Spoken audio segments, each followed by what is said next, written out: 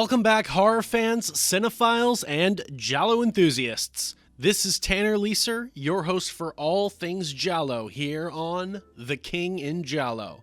Our next stop on our journey through giallo cinema is the second giallo film from Sergio Martino, The Case of the Scorpion's Tail, released in 1971. In this video, I will do a deep dive overview, then segue into a full review and GialliTally. The overview will be spoiler-free, the review and GialliTally will not. Here is The Case of the Scorpion's Tail overview. The Case of the Scorpion's Tail is an Italian and Spanish co-production. The film is directed by Sergio Martino. The film's script is written by Ernesto Gastaldi, along with Eduardo Manzanos Brochero and Sauro Scavolini. The musical score is composed by Bruno Nicolai. The cast comprises George Hilton as Peter Lynch, Anita Strindberg as Cleo Dupont, Alberto De Mendoza as John Stanley, Ida Galli, billed as Evelyn Stewart, as Lisa Baumer, Janine Reynaud as Lara Florakis, Luigi Pistil as Inspector Stavros, and Tom Feligi as Mr. Brenton. The plot follows Lisa Baumer, whose husband recently died in a plane crash, not before he had taken out a very hefty life insurance policy, which prompts her to go to Greece to collect the money. Once there, she is tormented by various people who all seem hell-bent on getting their hands on her new money. Peter Lynch is assigned to this suspicious case and must ascertain whether the insurance claim is legitimate or fraudulent, but the more he investigates, the deeper he becomes embroiled in the same dangerous conspiracy, which is leaving behind a trail of vicious killings. Welcome back, Sergio Martino. So let's be real here. This giallo is good, but not quite as great as his first one, The Strange Vice of Mrs. Ward, released earlier this same year in 1971. Sure, this is all subjective, but Scorpion's Tail has a few glaring flaws, mainly the plot's sidetracks, which seem to have been done to show off the scenic filming locations found in and around England and Greece, which, to be fair, is a common trap of giallo films, utilizing this jet-set subgenre, because if you paid to be there, you might as well show it off. In defense of the film, the conclusion is very satisfying, and the murder set pieces are very entertaining and memorable. In fact, they're the things I remember most when thinking about this movie. So why did Martino go for the jet-set giallo trend? Because this was a thing producers were trying to do around this time, hide the Italian identity of the film in hopes of it gaining wider exposure, especially among Western audiences. Set the film anywhere except in Italy. Perhaps this trick would have worked better if the cast and crews weren't filled with obvious Italian names. Later in the 1970s, though, this trend would mostly be dropped. But even going into the 1980s, there would be a few exceptions. For example, The New York Ripper in 1982 by Lucio Fulci, which I argue is because it was trying to sneak in line with the abundance of US slasher films that were saturating the market at this time. The maestro, Ernesto Gastaldi, returns to pen yet another giallo, and like all of his scripts up to this point, it is competently handled and is satisfying in its conclusion. Speaking to the pacing, which feels a little off, and the scenes which just pad out the running time, Sergio Martino admitted that an early print of the film ran a little short, and this explains why new scenes were included which added minutes, but upset the pacing with scenes that felt tangential and non sequitur-ish. The character we are following, or characters, shifts so frequently that it makes it more challenging for most of the audience to engage with any of the main cast. Not impossible, but it certainly works against the film. Despite some incredibly dramatic, intense sequences in the film, the character development isn't equally great for our main trio, and the focus does shift from one character to another and then another. Martino is certainly a skilled director, and his talent shines brightest during the gory yet stylistic murder scenes, but the police investigative scenes tend to drag, and the romance plot seems a bit forced and not entirely convincing. The film does really pick up steam in the final act, which does make up for the slower scenes beforehand. Like I've said, audiences will forgive a slow movie for a great ending, but not so often the other way around. The music is engaging throughout and helps to carry a sense of consistency from the beginning to the finale. George Hilton returns to giallo stardom, making his first appearance as the neighbor who was a painter in The Sweet Body of Deborah, 1968. From then until The Case of the Scorpion's Tail, Hilton would make numerous giallo appearances and would often be typecast as the playboy, but would prove to be adept enough to play either the heroic playboy or the villainous one. Hilton's performance here is certainly working harder than the character as he appears on the page. Anita Strindberg returns as well, although her role in A Lizard in a Woman's Skin, 1971 by Lucio Fulci, was her first giallo appearance. She was uncredited, and so, on paper, this is her first giallo role. She has the difficult task of showing up nearer to the end of the story and having to win over the audience's sympathies. She does her job well, but most would agree that she nails this better in Your Vice is a Locked Room and Only I Have the Key, 1972 by Sergio Martino. She was born in 1943 in Sweden and was in a few Swedish films billed as Anita Edberg, but was dormant from films in the 1960s. In 1971, she began appearing in Italian pictures, beginning with the aforementioned Lizard. She would go on to appear in numerous other gialli, such as one of my favorites in the genre, Who Saw Her Die, 1972 by Aldo Lado, as well as Murder Obsession, 1981. She would eventually get married and walk away from films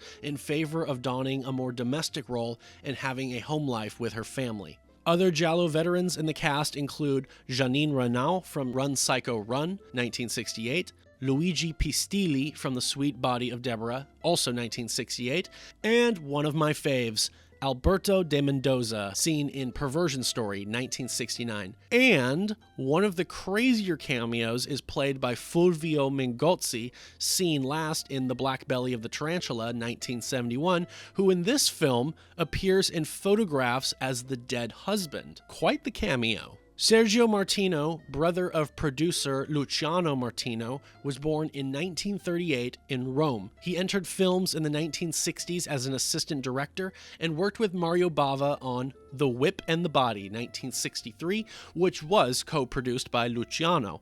He got his directorial debut in 1969 with two documentaries of the Mondo style, Wages of Sin and Naked and Violent.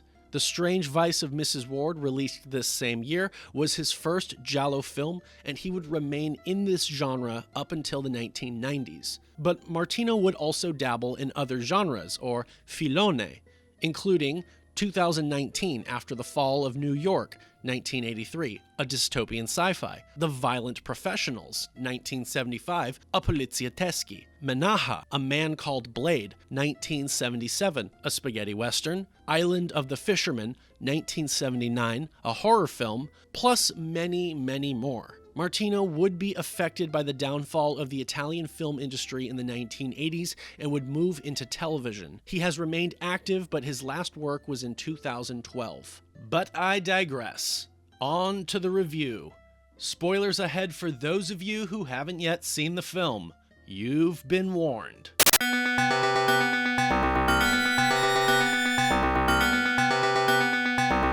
My prediction for the movie's GialliTally score. I spaced out and forgot to make a prediction during my viewing, but I'll say here, probably around 550 to 600 points. There's a good amount of the cliches I observe, so... Well, let's begin the GialliTally and review portion of the video, beginning, as always, with the pre-viewing cliches. The repeat offenders are 1 point for actor, 3 for writer, 3 for composer, and 5 for director. George Hilton was in The Strange Vice of Mrs. Ward and The Sweet Body of Deborah, 2 points. Alberto De Mendoza was in Human Cobras, A Lizard in a Woman's Skin, The Strange Vice of Mrs. Ward, Perversion Story, and Psych Out for Murder, 5 points. Ida Galli was in The Weekend Murders and The Sweet Body of Deborah, 2 points. Fulvio Mingozzi was in The Black Belly of the Tarantula, The Cat o' Nine Tails, and The Bird with the Crystal Plumage. He does have an uncredited role in A Black Veil for Lisa as well, but I'm not counting that. 3 points. Anita Strindberg was in A Lizard in a Woman's Skin, 1 point. Janine Reynaud was in Human Cobras, Run Psycho Run, and Killer Without a Face, 3 points. Tom Filaggi was in The Cat o' Nine Tails, 1 point. Luigi Pistil was in The Sweet Body of Deborah, 1 point. Ernesto Gastaldi wrote Human Cobras, The Strange Vice of Mrs. Ward, The Forbidden Photos of a Lady Above Suspicion, So Sweet, So Perverse, The Sweet Body of Deborah, A Come Assassino, The Murder Clinic, Libido, and The Possessed, 27 points. Eduardo Manzanos Brochero wrote Human Cobras and The Strange Vice of Mrs. Ward, 6 points. Bruno Nicolai composed for The Night Evelyn Came Out of the Grave, 3 points. And Sergio Martino directed The Strange Vice of Mrs. Ward, 5 points. Cliché points for the title, The Case of the Scorpion's Tail. Scorpion, 5 points for animal, and tail, 5 points for a body part. First look, 25 points for the Italian director, and an additional 15 points for the movie releasing during the golden age of giallo cinema. Oh, and would you look at that? It is Plot O'Clock. We begin with a card showing the distributor, and then the film itself opens with a dope music score and a woman walking with an equally dope red hat. F is for fashion, 5 points. Doesn't take long for us to realize that we are in London. Add foreign locales, 5 points. And might as well do urban locales, 2 points. We follow the woman as she walks through the crowds, down the city streets, and all the way to her flat. T is for telephone, 5 points. She makes a call. Lisa is her name. Lisa appears to make a rendezvous with a lover, explaining that he has finally left for Tokyo. Airplane featured, 2 points. Lisa sits with this man. J is for J and B, extra points for it being drunk, 10 points. The two get close and smooch. I is for infidelity, 5 points. Things get hot and heavy. Necking, 5 points. The plane, being played by an obvious toy model, explodes like in Ghidra the Three-Headed Monster. Lisa receives a call, which she takes post-coitus, and learns about the accident. Z is for zoom, extra for a zoom on eyes, 10 points. And E is for eyeballs, 5 points. Just a reminder for later, instances like this are not flashbacks. News of the accident spreads. We watch as Lisa arrives by car to this location, being spied on by this man. This is Mr. Brenton. He explains to Lisa that a year ago, her husband took out a life insurance claim with their Athens office and had made Lisa his sole beneficiary. He notices how Lisa seems unaware, and she explains that his business was in Greece, so in reality, he didn't have a lot of time for her as he was always out of the country, leaving her alone mostly. Mr. Brenton tells Lisa that the policy payout is $1 million. How much? $1 million. Exposition dumping, 2 points. He confirms that the Athens office will pay her out once a few formalities are completed. She departs, and once gone, Mr. Brenton calls for Peter Lynch. Add first-person POV shot for this instance of this man spying on her as she departs, 5 points. Lisa makes a call from a telephone booth where she tells the other party that her phones are likely being tapped and she had no problem with acquiring the money, which she says that she must get in Athens. Add L is for lies, 5 points. The man continues to spy on Lisa as she wraps up her call, ending it by saying that she will be leaving tomorrow and that she wants to see him. She hangs up and walks along the waterfront. The man begins following her. She speeds up, as does he, until he begins running. She runs.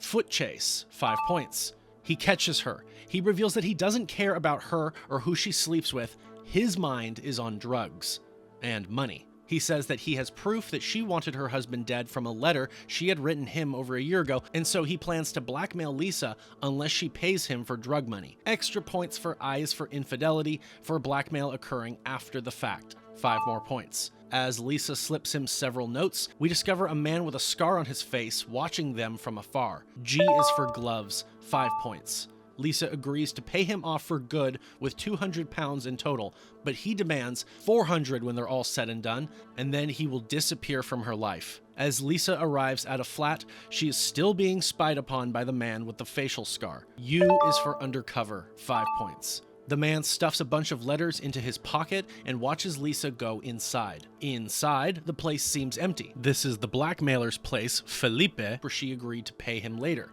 She searches the clutter for the blackmail letters, but only finds empty drug vials. Illicit drugs, 3 points. I added this lesser amount during Black Belly because drugs were such a big part, although we never actually saw them being taken. So, same will apply here. Suddenly, another door creeps open, and the man, Felipe, severely bloodied, crawls towards her, prattling about the letters before succumbing to his wounds. Cut to Athens, Greece. We fly over the Parthenon atop the Acropolis. The plane lands, and Lisa walks across the tarmac, being followed by this passenger. As George Hilton's character follows her, Alberto De Mendoza's character spies on them from atop. This feels like a sequel to The Strange Vice of Mrs. Ward if that movie's finale was just altered a little bit. Lisa signs in at the front desk of her hotel as the man walks up beside her, but again, only seems to be spying on her. They get into the elevator together. Then, later on, at a club, he lights Lisa's cigarette and sits down with her. This is Peter Lynch, the man tasked by the insurance company with making sure this whole predicament is kosher regarding the policy payout. I'll add gratuitous 1970s dancing, 2 points.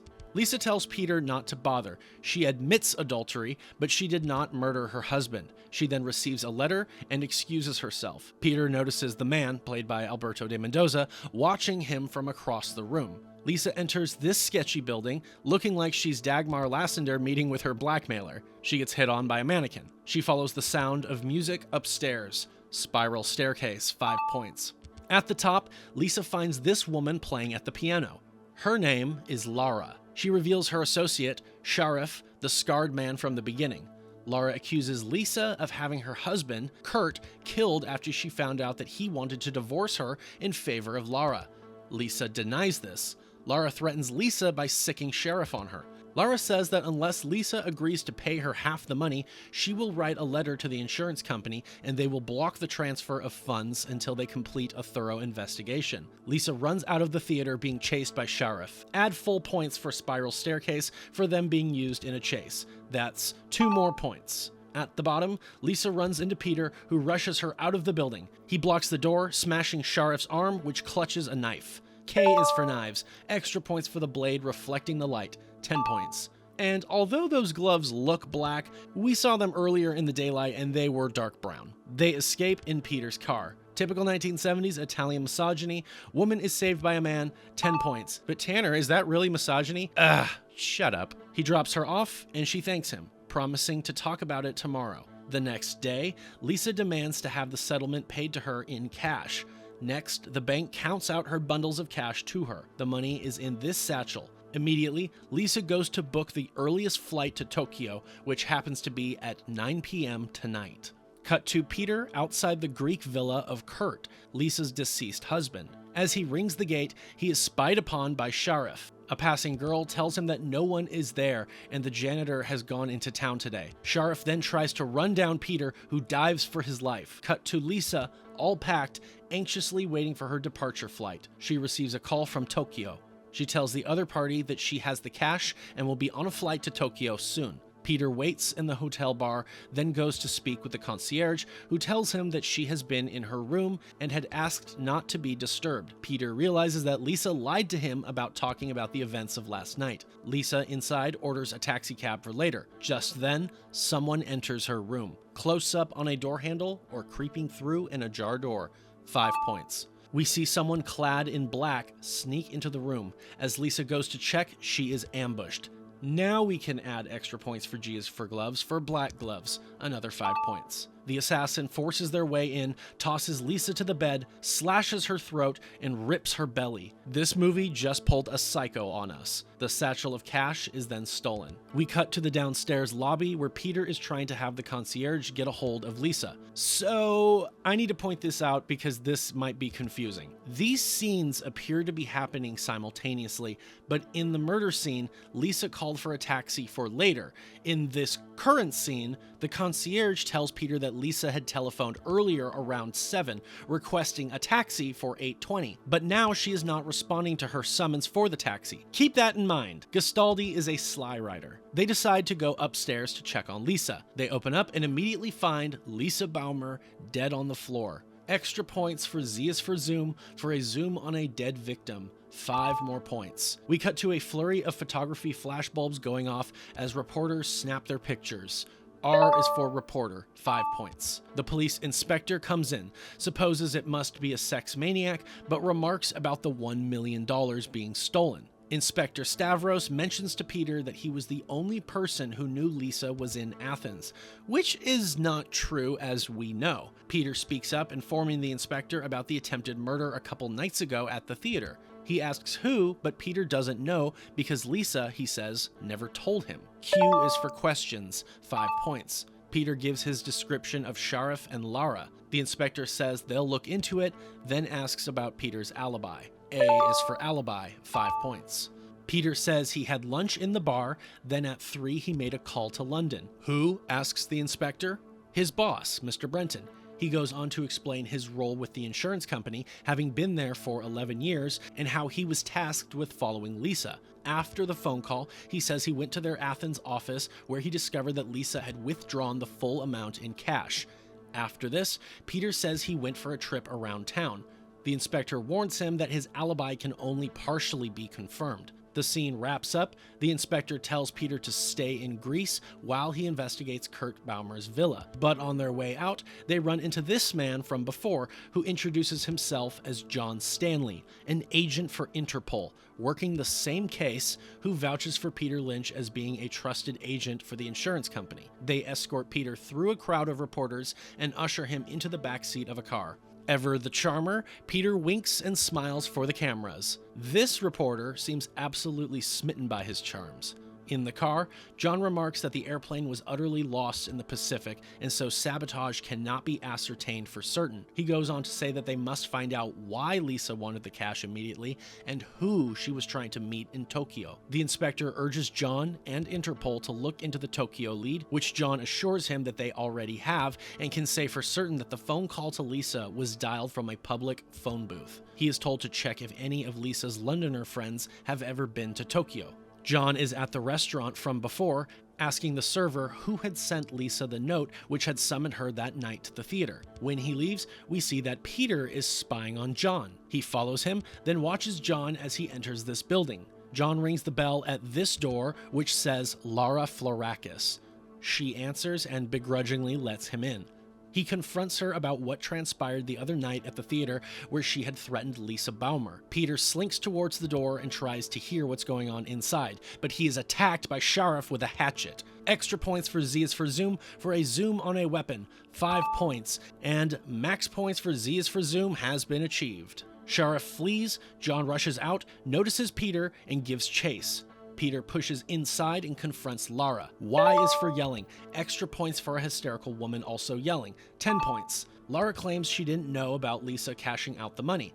Extra points for Q is for questions, for a question being yelled. 5 more points. John stops Peter before he can deliver to Lara the old Italian 5-finger salute. She claims she was never in the theater, which we all know is bullshit. But she adds that Kurt Baumer wanted to get remarried to Lara and changed his will to reflect this, but Lisa found out and killed him first. Peter calls bullshit, reminding her that he just nearly lost his head from her henchmen. He confesses that he was following John, knowing that eventually he would lead Peter to Lara. We cut to someone making a call from a phone booth. This woman answers the phone. She tells the caller, whom she doesn't recognize, that, quote, he isn't here yet. And when she asks who she should say was calling, the line goes dead. The focus racks to reveal a flight attendant uniform slung over a chair. At the hotel, the concierge gives Peter a photograph of him, saying a French woman dropped it off for him. Attached is a letter stating that never has a suspect been so photogenic, then there is an invitation to get lunch. Cut to Peter at the restaurant being approached by the female reporter. They discuss the case thus far and what each other knows. She knows from John Stanley about Peter being attacked earlier and remarks that if that man is the killer, that he is mighty foolish to be behaving like that after acquiring $1 million, unless he knew that Peter had something on him and needed to silence him. She's smarter than most cops in giallo films, I'll say. She insists that he must know something more about Lisa Baumer. It doesn't make sense otherwise. Peter ponders the why and who of Lisa withdrawing the total sum in cash and planning to meet someone in Tokyo. Cleo, that's her name, speculates that the person must be either a lover or, more likely, is her accomplice in the airplane bombing. I'm gonna add extra points for R as for reporter, for the reporter being an amateur sleuth. Another 5 points. Peter adds that it could be her husband, implying he faked his death. He goes on to say that once Inspector Stavros gives him the all clear to leave Greece, that he will request to be taken off of this case. They kiss. The two return to Peter's hotel room and find that the place has been ransacked. Peter blames the local police, stating they believe he's the killer and has hidden the money somewhere, but Cleo points out the degree of destruction is beyond that theory. For example, whoever it was, they slashed the curtains as well. This is a threat. Peter calls downstairs to change rooms. In his new room now, Peter and Cleo sit and sip J&B, then start smooching. Cut to Lara and Sharif speaking in a car. They discuss the situation, their theories, and their plans moving forward. They agree to meet up at the usual place tomorrow. Lara goes inside just as this mysterious person creeps up and, what else? Spies on her. Inside now, Lara clearly knows she's being followed. The camera pans up and we briefly can see who this person is. Some random guy, it seems.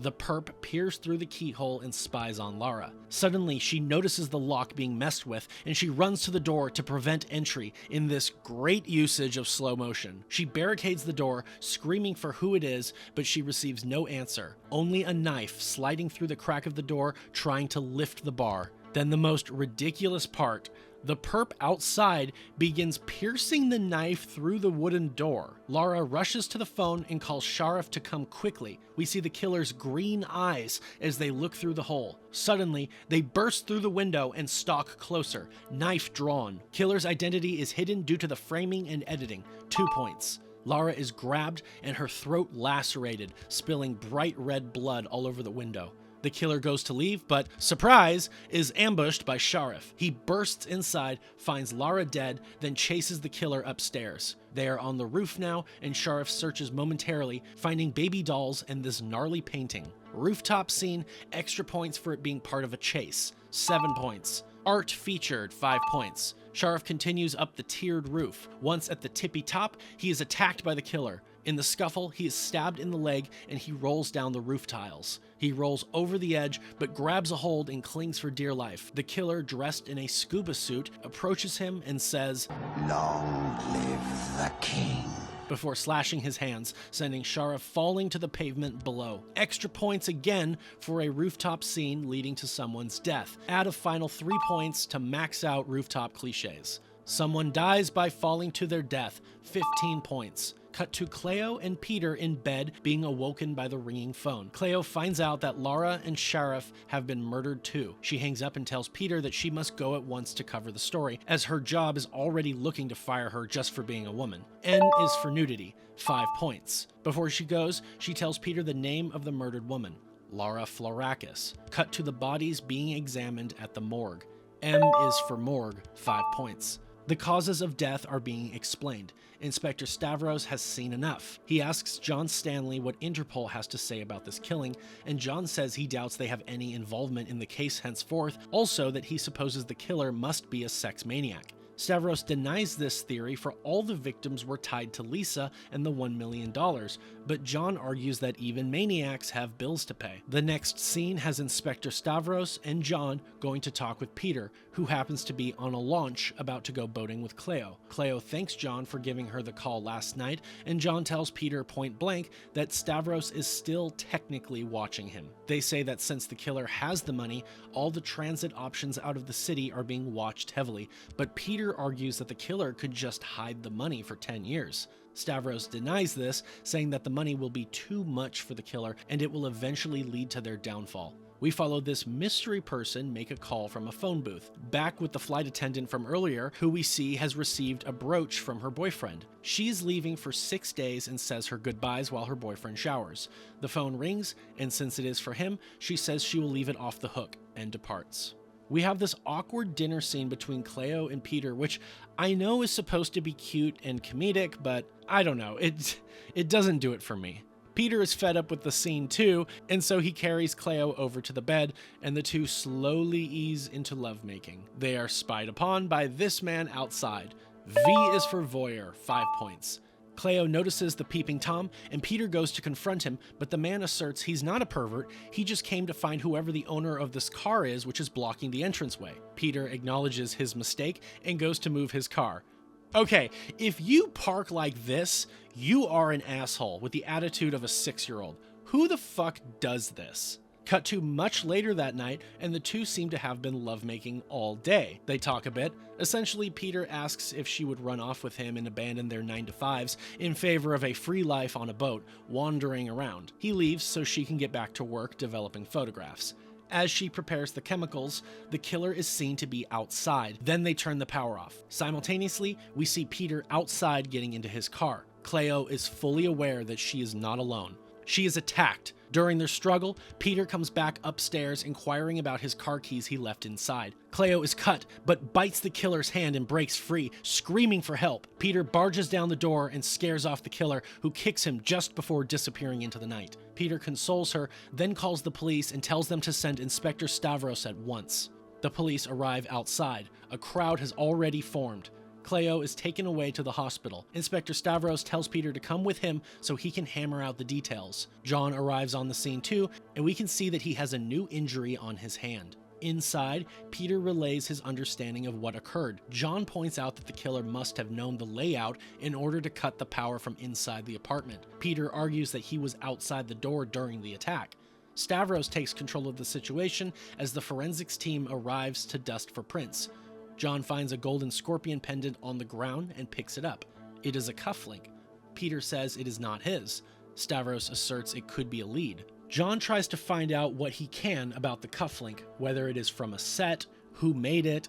This expert claims the craftwork is not Greek and likely Turkish. Peter is meeting with his office, inquiring about the killings and the recent attempted murder, but they tell him not to worry about it and add that he's not expected to locate the money. Peter goes to leave, but asks if there is any photo of Kurt Baumer he can have. They say they will have one ready for him by the time he makes his way out the door. Peter is home now, looking at the photo he has of Kurt from the newspaper. He receives a call. It is Cleo, who informs him that she'll be released tomorrow, but that Inspector Stavros wants to speak with him. He summons Peter into his office at once. In the office, we get this interesting 90-degree angle shot as Peter shows Stavros his hands, who checks for bite marks.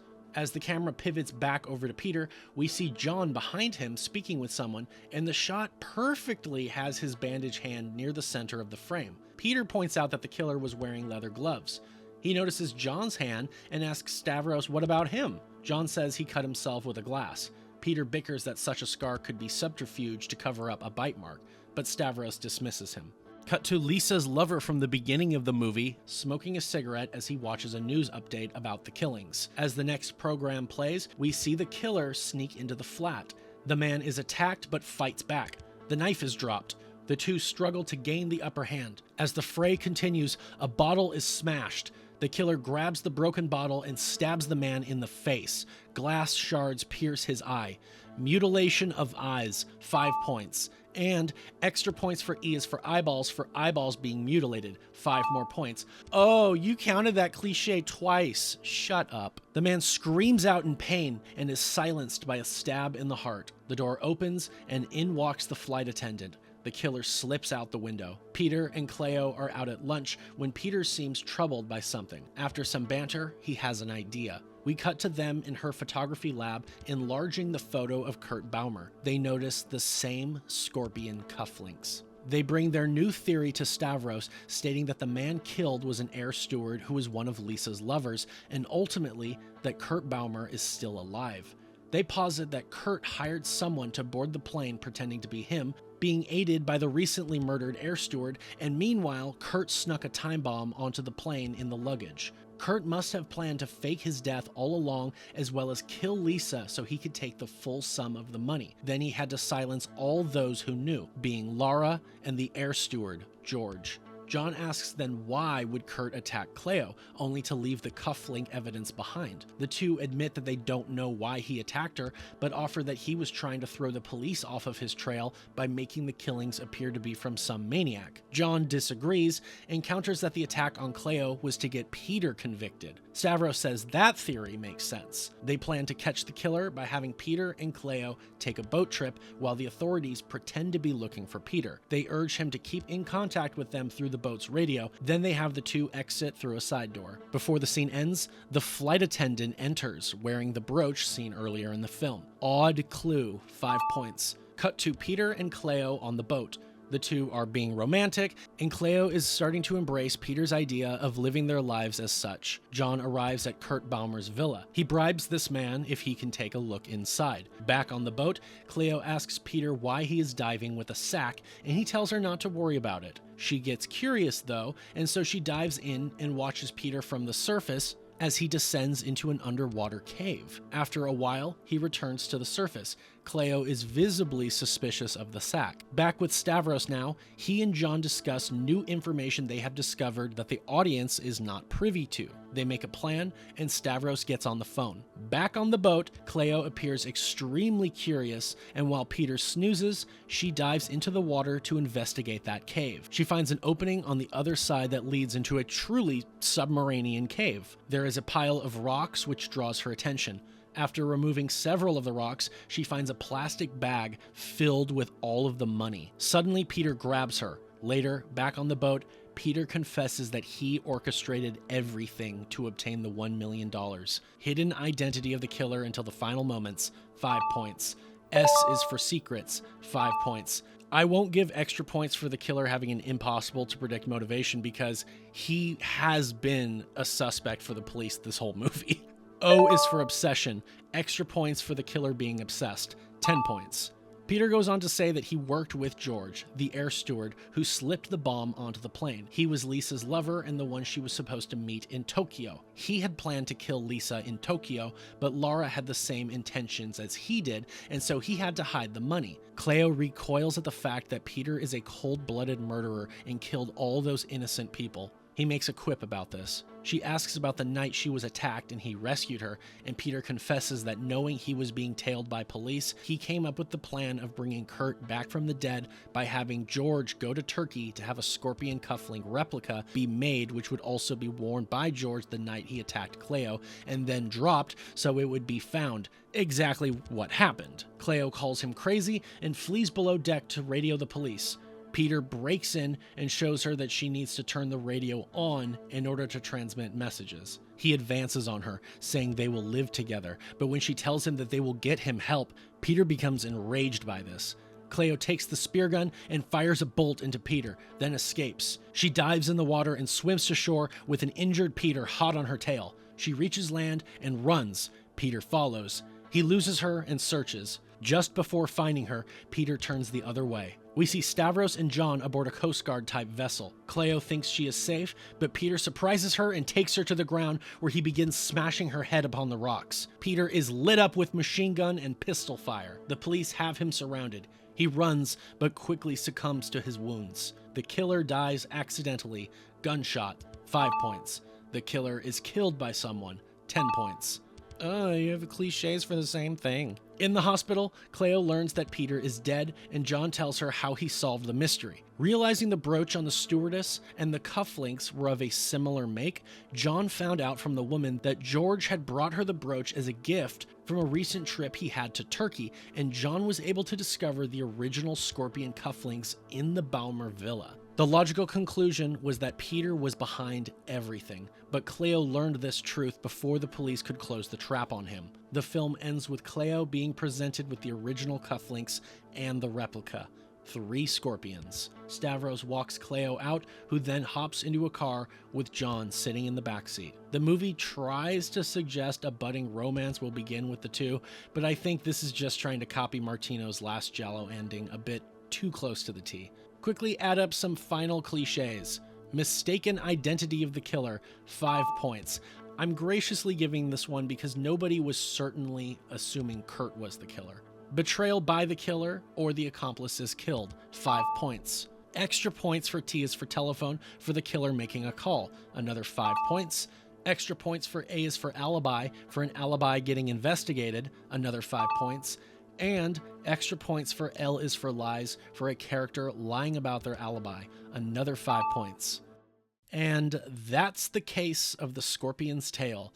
Yeah, this is another great giallo. Maybe not top tier, maybe not must see, but certainly a good one, and I think all the pieces come together nicely. There are a few things that aren't great or are glaring mistakes, such as the killer's face being visible in the one scene with Lara, and that actor is not George Hilton, which also is confusing for the audience because they show the killer to have green eyes, but George Hilton has brown eyes.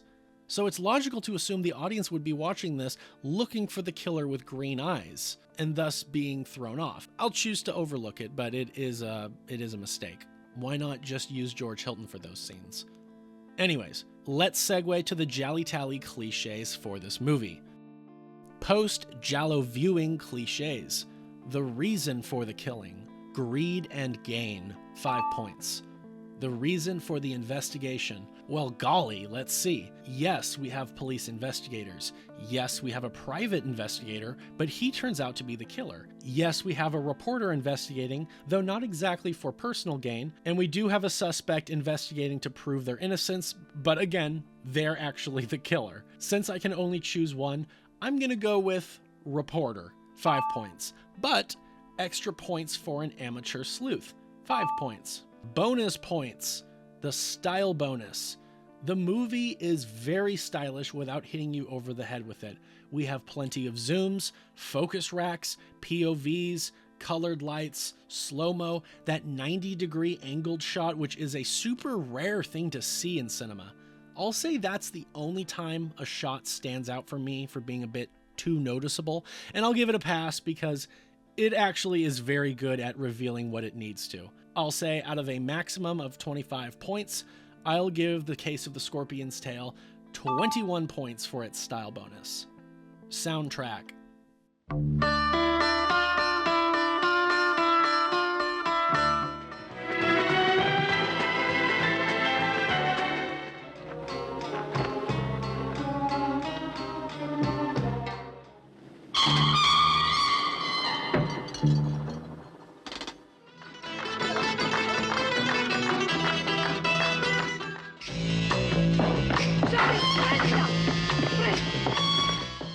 Yes, 15 points. Bad effects. Not quite. I think the effects are really good. We don't have a fake body falling, although the squibs for the gunshots are not well hidden, and the fake head for the eye gouging is noticeably fake. So sure, let's say 10 points. Final look. Extra points. The Deadpool, tallying how many kills and deaths are featured in the film. I break it down as thus: 10 points per kill or death scene for the main Deadpool, plus any stylistic kill multipliers, which we didn't add yet, plus the knife kill bonus. We have Kurt Baumer, blown up on an airplane, so let's say vehicular, 19 points. Felipe, we see that he has been stabbed with a knife, but we don't see the stab or the knife, so 10 points. Lisa Baumer, throat slit with a knife, 22 points. Lara Florakis, throat slit with a knife, 22 points. Abad Sharif fell to his death, which already received a separate tally earlier, 10 points for the death. George Barnett, impaled with a knife, 21 points. And Peter Lynch, gunshots, 10 points. Extended Deadpool for those other deaths mentioned but not seen, I'll give 3 points for each. The people on the plane. Okay, pause here. We have 35 people confirmed, but the internet seems to be in agreement that the actual number would have been closer to 100, as that was the average amount of people on a plane of that size. I am not going to tally unconfirmed numbers, however, so what we do know from the Paperboy is 35 English passengers were confirmed dead, minus the one being Kurt, because we already tallied him, so 34 other deaths mentioned but not seen. 102 points. But Tanner, why did you count Kurt as a primary kill, but the other passengers as extended kills?